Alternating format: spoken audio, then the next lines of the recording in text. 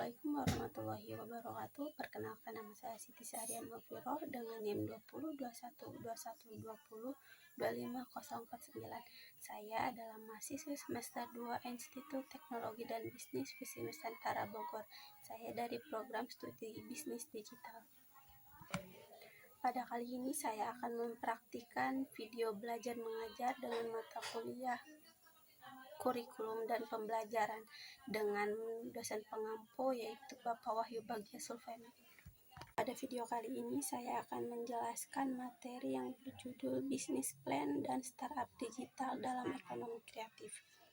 Ekonomi kreatif merupakan sektor ekonomi yang mengandalkan kreativitas, inovasi, teknologi, dan ide sebagai sumber utama penciptaan nilai ekonomi.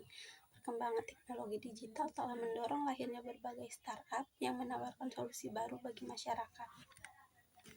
Lalu, apa sih sebenarnya startup dan bagaimana cara membangunnya agar tidak mengalami kegagalan?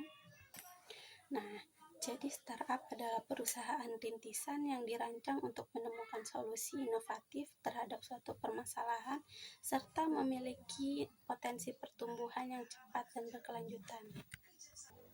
Startup itu sendiri memiliki karakteristik yaitu berbasis inovasi dan teknologi, menyelesaikan masalah masyarakat, memiliki risiko tinggi, bersifat repeatable, dan bersifat scalable.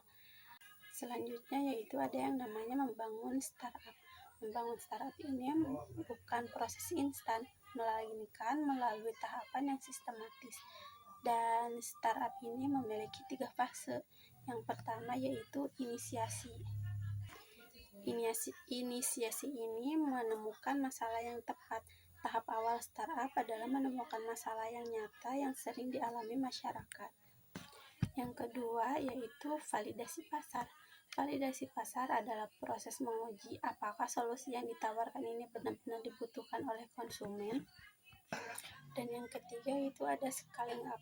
Scaling up adalah proses memperbesar bisnis setelah produk terbukti diterima pasar.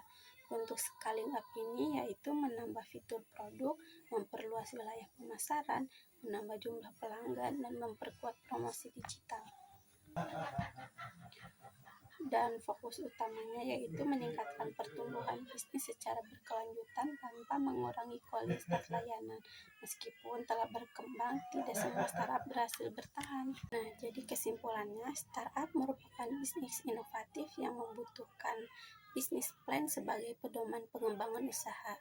Bisnis model Canva membantu menyusun model bisnis secara lebih sistematis dan terstruktur.